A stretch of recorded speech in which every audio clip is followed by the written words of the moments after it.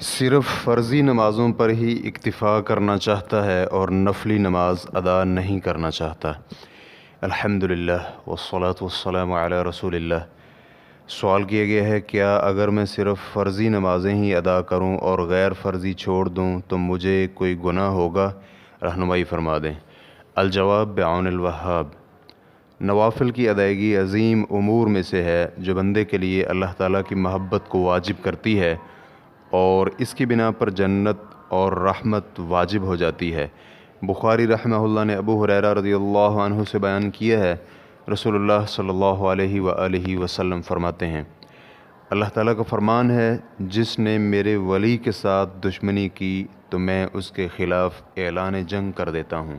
اور بندہ جن چیزوں سے میرا قرب حاصل کرتا ہے ان میں سے محبوب ترین چیزیں وہ ہیں جو میں نے اس پر فرائض و واجبات کی شکل میں لازم کی ہیں، اور میرا بندہ نوافل کے ذریعے سے میرا قرب حاصل کرتا رہتا ہے تو میں اسے محبوب بنا لیتا ہوں، اور جب میں اس سے محبت کرنے لگتا ہوں تو میں اس کا کان بن جاتا ہوں جس سے وہ سنتا ہے، اور اس کی آنکھ بن جاتا ہوں جس سے وہ دیکھتا ہے، اور اس کا ہاتھ بن جاتا ہوں جس سے وہ پکڑتا ہے، اور اس کی ٹانگ بن جاتا ہوں جس سے وہ چلتا ہے، اور اگر وہ مجھ سے سوال کرے تو میں اسے عطا کرتا ہوں، اور اگر وہ مجھ سے پناہ مانگے تو میں اسے پناہ دیتا ہوں۔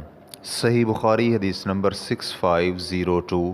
لہذا مسلمان کو چاہیے کہ وہ بلند ہمت اور قوی العزم ہو، کسی کمتر پر راضی نہ ہو، بلکہ دینی امور میں اسے اکمل اور افضل اشیاء تلاش کرنی چاہیے جس طرح وہ دنیاوی معاملات میں کرتا ہے۔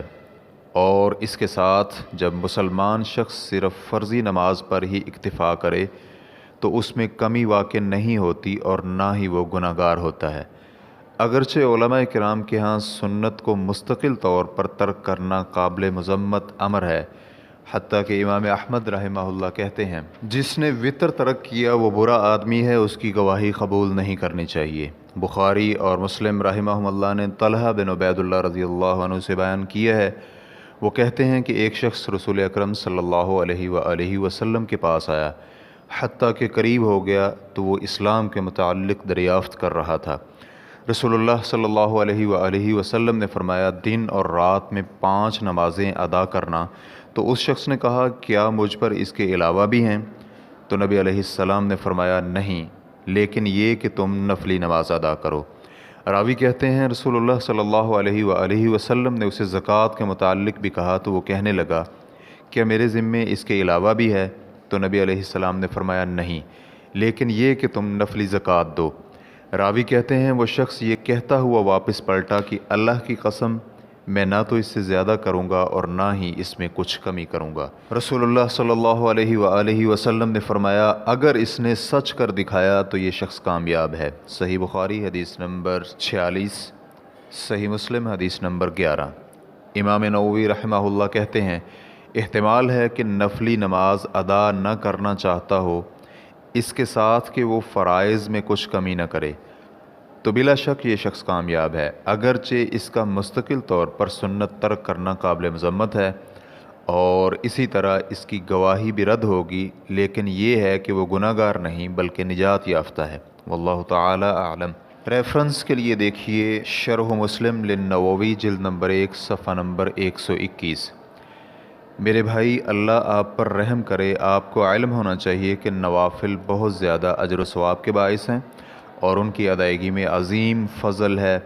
ابو ہریرہ رضی اللہ عنہ بیان کرتے ہیں، نبی علیہ السلام نے فرمایا، روز قیامت بندے کے اعمال میں سے اس کی نماز کا حساب ہوگا، اگر تو اس کی نماز درست ہوئی تو وہ کامیاب اور نجات حاصل کر لے گا، اور اگر اس کی نماز ہی درست نہ ہوئی تو وہ خائب و خاسر ہوگا، اور اگر اس کے فرائض میں کچھ کمی کوتاہی ہوئی تو اللہ عز و جل فرمائے گا، دیکھو میرے بندے کی کوئی نفلی نماز ہے، تو اس نفلی نماز سے اس فرائض کی کمی کو پورا کیا جائے گا، پھر سارے اعمال اسی طرح ہوں گے۔ سنن ترمذی حدیث نمبر 413، سنن ابی داؤد حدیث نمبر 864، اور علامہ البانی رحمہ اللہ نے صحیح ابو داؤد میں اسے صحیح قرار دیا ہے۔ رسول اللہ صلی اللہ علیہ وآلہ وسلم کا فرمان ہے، جس نے دن اور رات میں 12 رکعت ادا کی اس کے لیے جنت میں گھر تعمیر کیا جاتا ہے۔ صحیح مسلم حدیث نمبر 728۔ اللہ تعالیٰ آپ کو بلند امور کی توفیق عطا فرمائے اور اعمال صالحہ اور اچھی بات کرنے میں آپ کی معاونت فرمائے۔ واللہ تعالی اعلم۔ اسلام کیو اے ریکارڈنگز مؤسسۃ الشیخ محمد صالح المنجد، المملکۃ العربیۃ السعودیہ، فتویٰ نمبر 2117 والسلام علیکم ورحمۃ اللہ وبرکاتہ۔